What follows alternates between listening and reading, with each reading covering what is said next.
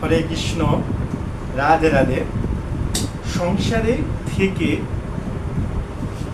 কৃষ্ণ নাম কিভাবে নেওয়া যায়, অর্থাৎ আমরা সাধারণত অধিকাংশ মানুষ সংসারী, তো এই সংসারে থেকে কিভাবে বা কতটুকু কৃষ্ণ নাম নেওয়া সম্ভব সেটা নিয়ে আজকে কথা বলব।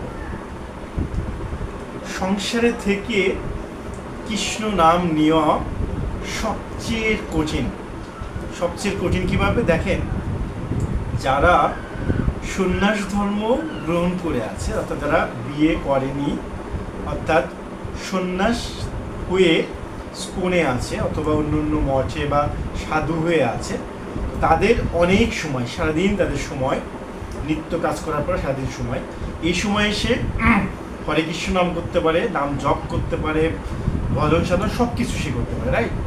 কারণ ওর ইনকাম করে কাউকে খাওয়াইতে হবে, পরিবারকে খাওয়াইতে হবে, এই টেনশন ওর নাই, রাইট? তো আজ এই পর্যন্ত যারা সংসার করে নাই, তারা যদি খুব বড় বড় কথা, জ্ঞানের কথা বলে যে সংসারের এইভাবে নাম করতে হয়, এইভাবে করলে গোবিন্দকে পাওয়া যায়, এইভাবে করলে কৃষ্ণকে পাওয়া যায়, আসলে বিষয়টা কিন্তু অনেক কঠিন।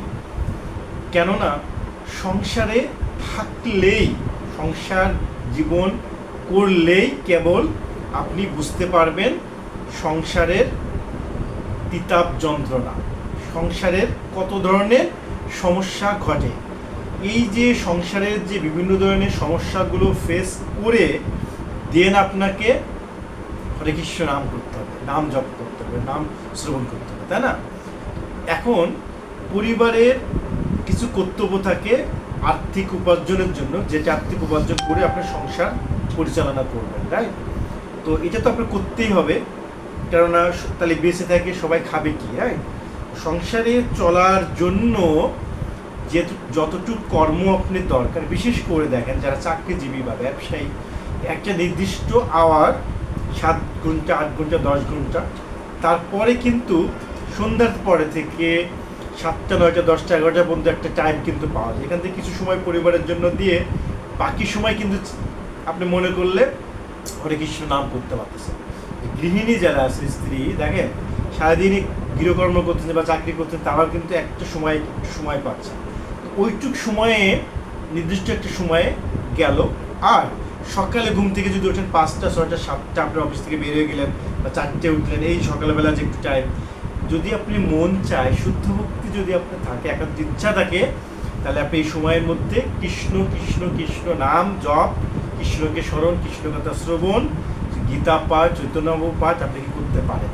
তো এই সময়ের মধ্যে কৃষ্ণ কৃষ্ণ নাম জপ করতে করতে মহাপ্রভু কৃপা করলে আপনি বৈকুণ্ঠ ধামে যেতে পারবেন। নাম্বার 1।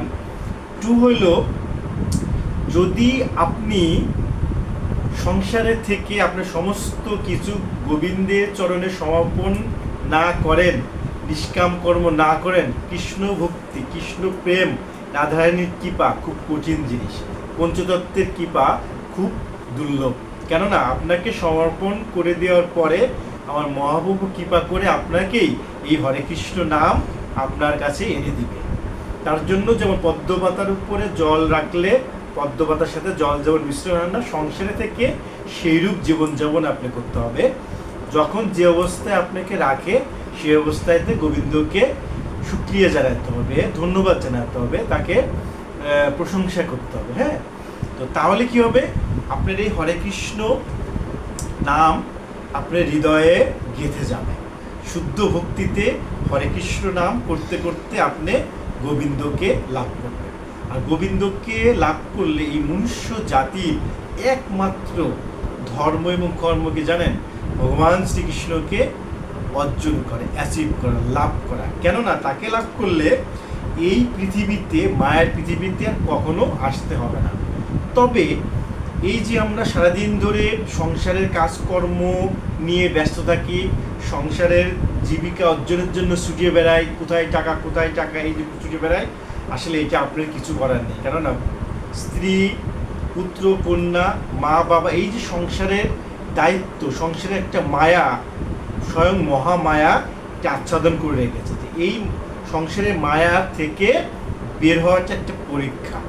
এই পরীক্ষার জন্য আপনাকে সাধু সঙ্গ করতে হবে, চৈতন্য চৈত্রামৃত পাঠ করতে হবে, চৈতন্য ভাগবত পাঠ করতে হবে, গীতা পাঠ করতে হবে, দেন সাধু সঙ্গ দিতে হবে। আর গোবিন্দের কৃপা যদি থাকে আপনাকে হরে কৃষ্ণ নামটা প্রতি আপনার ভক্তি হয়ে যাবে। তখন কি হলো, আপনার একমাত্র লক্ষ্য হবে কৃষ্ণকে লাভ।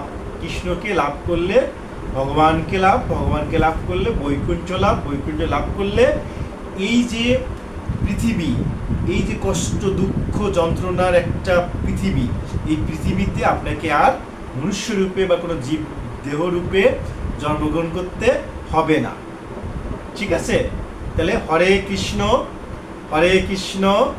কৃষ্ণ কৃষ্ণ হরে হরে, হরে রাম রাম রাম হরে হরে, রাধে রাধে।